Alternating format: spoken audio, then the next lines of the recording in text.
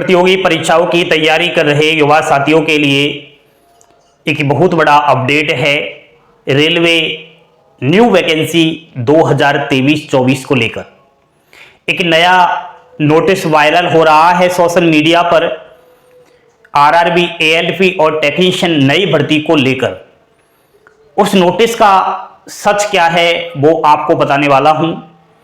Railway ALP, assistant loco pilot और technician की नई भर्ती कब तक आ रही है उसके रिलेटेड आपको बहुत बड़ी एक सटीक इन्फॉर्मेशन देने वाला हूं। एएलपी टेक्नीशियन की पूरी जानकारी आपको देते हैं। बोर्ड पर ध्यान दीजिए। अभिषेक क्लासेस पर पहली बार विजिट कर रहे हो, चैनल को सब्सक्राइब कर लेने के बाद बेल आइकन वाला बटन जरूर दबाइए। देखिए दोस्तों, बात कर रहा हूं रेलवे एएलपी टेक्नीशियन नई भर्ती 2023-24 की। नया नोटिस वायरल हो रहा है, सच है या झूठ? दोस्तों, यह जो नोटिस आया है ये कहीं ना कहीं जो पिछली वैकेंसी आई थी ना काफी सालों पहले, उसी का पेस्ट कर दिया है।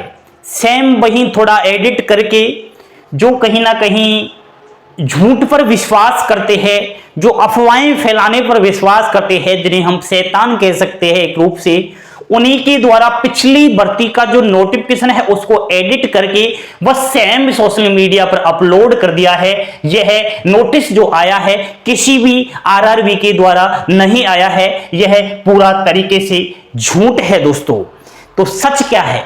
सच तो यही है कि ऑफिशियली अभी तक कोई एएलपी टेक्नीशियन की भर्ती को लेकर अपडेट आया ही नहीं, लेकिन हम एक अनुमान तो लगा सकते हैं कि भर्ती अब आएगी तो कब तक आएगी, कारण कौन कौन से है भर्ती आने के। तो ध्यान देना दोस्तों, जो पिछली वैकेंसी आउट हुई थी रेलवे एएलपी और टेक्नीशियन की, वह 2018 में आई थी और अब 2023 का अंतिम महीने है, यानी कि 23 भी खत्म होने वाला है। तो 5 साल हो गए हैं, अब तक एएलपी और टेक्नीशियन की भर्ती ही नहीं आई।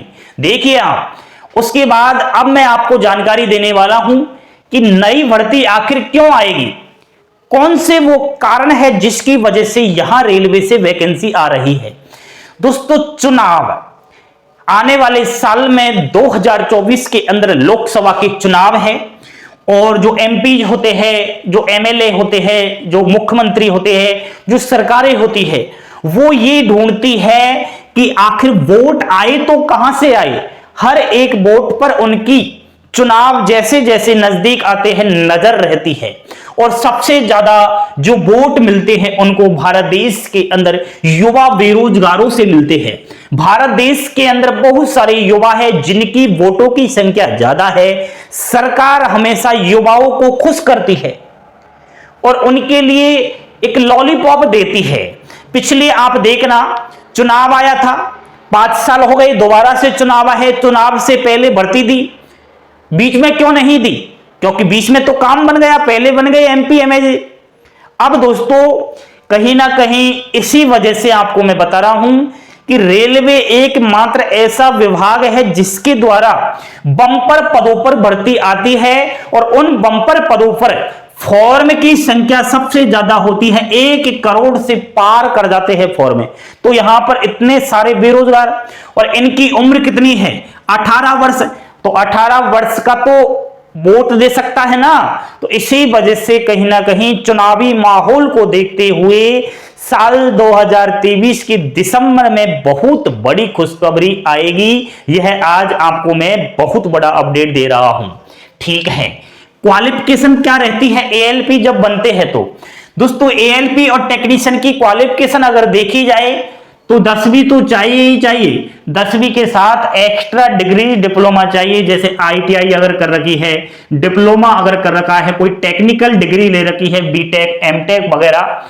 नेक्स्ट, अगर आपके पास आईटीआई भी नहीं है, डिप्लोमा भी नहीं है, कोई टेक्निकल डिग्री भी नहीं ली है, केवल आप 10वीं और 12वीं पास हो, घबराए नहीं, आप टेक्नीशियन में फॉर्म अप्लाई कर सकते हो।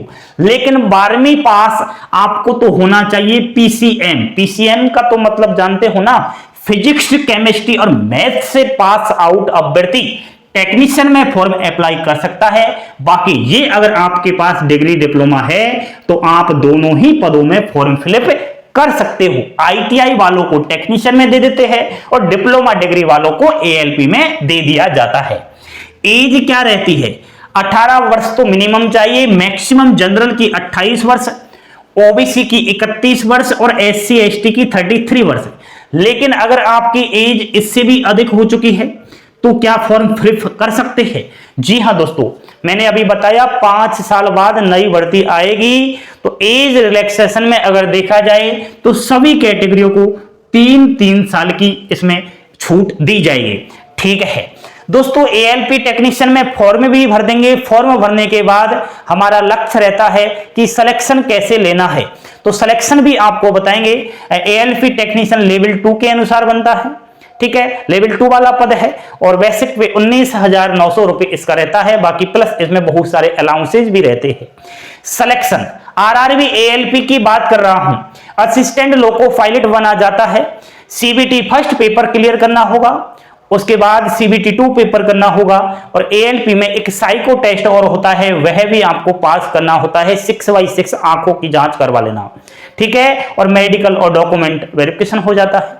उसी प्रकार टेक्नीशियन अगर बनना चाहते हो तो सीबीटी फर्स्ट होता है, सीबीटी 2 होता है और मेडिकल और डीबी होता है। एएलपी में तो आपका एक और एक्स्ट्रा साइको हो जाता है, टेक्नीशियन में कोई साइको नहीं होता है। बात करूं दोस्तों यहां पर सीबीटी फर्स्ट की, तो सीबीटी फर्स्ट जो पेपर होता है वह एएलपी और टेक्नीशियन का सेम टू सेम वही होता है, एक ही दिन। ध्यान देना, 75 क्वेश्चंस आते हैं, 75 मार्क्स रहते हैं, 60 मिनट की पेपर होता है। CBT objective type 1/3 negative marking रहेगी। इसमें दोस्तों जीके और करंट अफेयर्स के 10 प्रश्न आएंगे, साइंस के 20 प्रश्न आएंगे। रेलवे की तैयारी कर रहे हो तो साइंस तो पढ़ना ही पड़ेगा क्योंकि साइंस का वेटेज ज्यादा रहता है। रीजनिंग्स के 25 क्वेश्चंस और मैथ के 20 क्वेश्चन। ये सीबीटी फर्स्ट का एग्जाम्स पैटर्न है। सीबीटी फर्स्ट को क्वालिफाइड कर जाओगे, नेक्स्ट राउंड सीबीटी 2 के लिए जाओगे। सीबीटी 2 में जाओगे, जितनी आपकी वैकेंसी आएगी ना, वैकेंसी का 15 गुना अभ्यर्थी को सीबीटी 2 में भेजा जाएगा। ठीक है, तो सीबीटी 2 भी एएलपी और टेक्नीशियन का सेम होगा, कोई भी अंतर नहीं है। 100 क्वेश्चन आएंगे, इसमें 100 मार्क्स के रहेंगे, 90 मिनट का टाइम दिया जाएगा, 1/3 नेगेटिव मार्किंग रहेगी। सीबीटी 2 में 2 पार्ट आएंगे जो एक ही दिन आपकी एग्जाम्स होनी है। भाग के अंदर अगर देखा जाए तो करंट अफेयर्स, जनरल साइंस और स्टैटिक जीके पढ़ लेना, 10 क्वेश्चन यहां से आएंगे। मैथ्स के आएंगे 25 क्वेश्चन रीजनिंग्स के। एक और पार्ट आपको पढ़ना है साइंस एंड इंजीनियरिंग ड्राइंग्स के रिलेटेड, 40 क्वेश्चन आएंगे, जो इसी पर सबसे ज्यादा डिपेंड होता है कि पेपर फाइट होगा या नहीं होगा, क्योंकि यहां से 40 क्वेश्चन आपको कहीं ना कहीं ज्यादा वेटेज रहता है। तो साइंस एंड इंजीनियरिंग ड्राइंग्स के रिलेटेड आपको देखना होता है। भाग ख की अगर बात करूं तो इसमें ट्रेड टेस्ट के रिलेटेड क्वेश्चन आएंगे। अब आप कौन सी ट्रेड से फॉर्म भर रहे हो, जैसे आपने आईटीआई कर रखी है इलेक्ट्रिकल से तो इलेक्ट्रिकल के रिलेटेड क्वेश्चन आएंगे, आपने डिप्लोमा कर रखा है इलेक्ट्रिकल से और कोई सब्जेक्ट्स के तो उसी के रिलेटेड क्वेश्चन आपको दिखाई देंगे। इधर अगर आप टेक्नीशियन हो तो 12वीं जो फिजिक्स केमिस्ट्री मैथ के रिलेटेड क्वेश्चन आएंगे। ठीक है, वहां टेक्निकल रिलेटेड नहीं आएंगे, तो यह 75 क्वेश्चन आएंगे जो 75 मार्क के रहेंगे, 1/3 नेगेटिव मार्किंग रहेगी। यह केवल क्वालिफाइंग नेचर का है। भाग ख केवल क्वालिफाइंग नेचर का रहेगा, इसके नंबर नहीं जुड़ेंगे, नंबर तो केवल यहीं से जुड़ने वाले हैं। ठीक है, लेकिन दोस्तों यहां भाग ख जो ट्रेड टेस्ट होगा उसमें 35% अंक लाना जरूरी है। इतने अंक अगर आपके नहीं आए तो जो भाग ख है यह आपका जांच नहीं होगा, चाहे आपके यहां 100 में से 99 क्वेश्चन सही हो फिर भी आपको फेल कर दिया जाएगा। यह बात हुई अब तक जो है एएलपी और टेक्नीशियन की। आपका चयन हो जाता है अगर एएलपी असिस्टेंट लोको पायलट के पद पर आपने सीबीटी फर्स्ट भी पास कर लिया, आपने सीबीटी 2 भी पास कर लिया और एएलपी में आपका चयन हो गया। तो एएलपी में एक और पड़ाव होता है जिसे हम सीबीटी 3 दे देते हैं नाम, इसमें साइको टेस्ट होगा। ठीक है, केवल एएलपी पद के लिए होता है, आपका टेक्नीशियन का तो यहीं समाप्त हो जाता है राग। ठीक है, तो साइको में अब सब जानते हो क्या होता है, तो ये सब आप देख करके तैयारी शुरू कीजिए। आ रही है वैकेंसी अब रेलवे एएलपी और टेक्नीशियन की, क्योंकि बहुत सारे रेलवे विभाग में प्रत्येक जोन से पद खाली चल रहे हैं। तो अब भर्ती तो आनी है, चुनाव है और काफी साल भर्ती आए हुए हो गए। तो जुड़े रहिए अभिषेक क्लासेस के साथ, पल पल की अपडेट यहां पर दी जाती है। कोई भी आपको जानकारी लेनी है, कोई भी समस्या है तो इंस्टाग्राम पर आप संपर्क कर सकते हो, कमेंट बॉक्स में मैसेज कर देना। जुड़िए अभिषेक क्लासेस की सभी सोशल मीडिया की लिंक वीडियो के डिस्क्रिप्शन में है। हंसते खेलते मुस्कुराते रहिए, यही जीवन में काम आने वाला है। थैंक यू, धन्यवाद। जय हिंद, जय भारत।